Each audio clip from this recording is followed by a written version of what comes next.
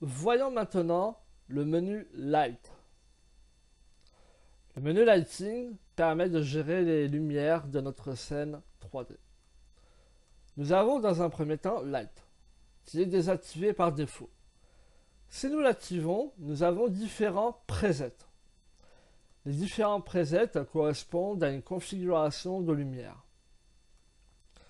Si je vais dans Load Lighting Preset, nous avons quelques presets d'activer, donc par exemple Low Key Lighting, qui permet d'avoir un lighting défini par un preset. Nous avons également un menu Environnement qui permet d'activer ou de désactiver la HDRI. Nous pouvons très bien blender, donc mélanger un lighting par HDRI et par un preset de lighting présent dans Sketchfab ou alors une création de lighting. Je recoche environnement. Nous avons différentes HDRI à disposition. D'accord? Si je mets par exemple une HDRI personnelle, donc qui est World Environnement, comme ceci. Donc, comme vous pouvez le voir, nous pouvons également importer une HDRI, une propre HDRI. C'est tout à fait possible. Hop, import environment HDRI. Nous pouvons gérer l'orientation de cette HDRI, ce qui va donc impacter la lumière. Hein. Voilà. Et nous pouvons gérer l'intensité de cette HDRI. Donc si par exemple je le mets à 0.5 et que je load un preset de lighting, on obtient rapidement un lighting de qualité.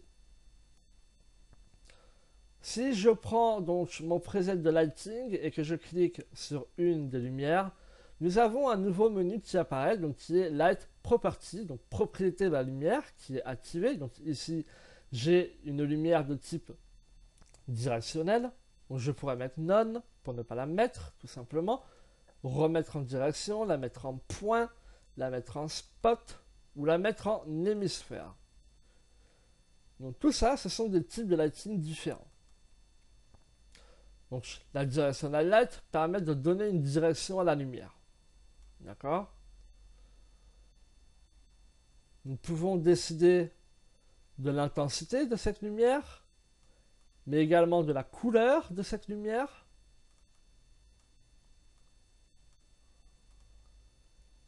Si on l'attache à la caméra, donc c'est-à-dire là, si je tourne, elle est attachée à la caméra, on est d'accord? Elle tourne avec. Si je décoche, on peut voir qu'elle n'est plus attachée à la caméra. D'accord? Dans ce cas-là, il faut que je paramètre l'orientation de cette lumière.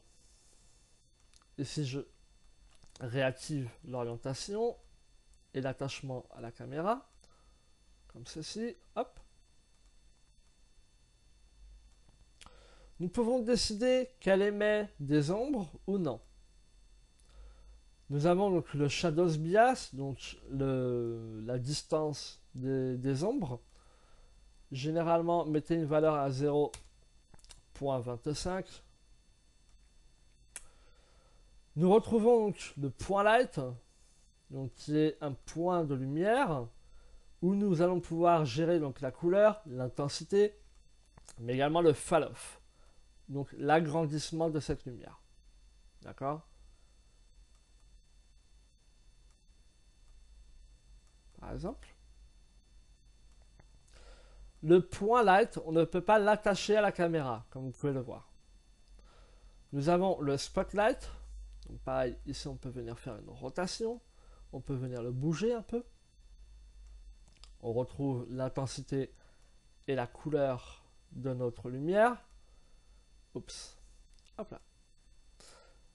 On a donc le fall-off, l'angle, le softness. Le softness va surtout jouer par rapport au matériau.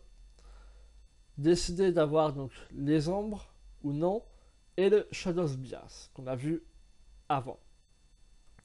Et on a donc une hémisphère, donc qui est un peu l'équivalent du skylight dans 3D Studio Max, par exemple.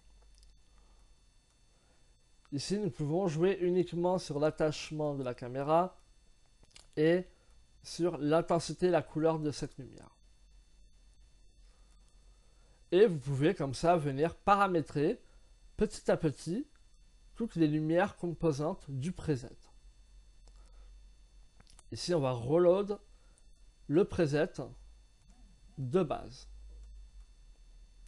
Nous allons juste retoucher un peu les couleurs. Donc on applique le principe du 3 points light.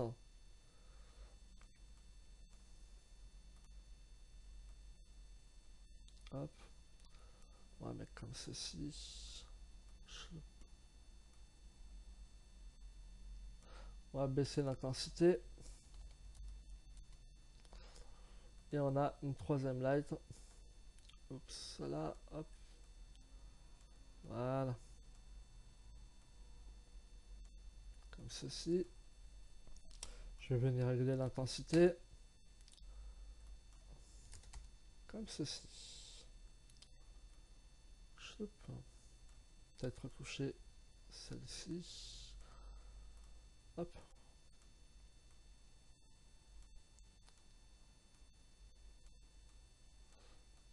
Voilà, comme ceci. Voilà.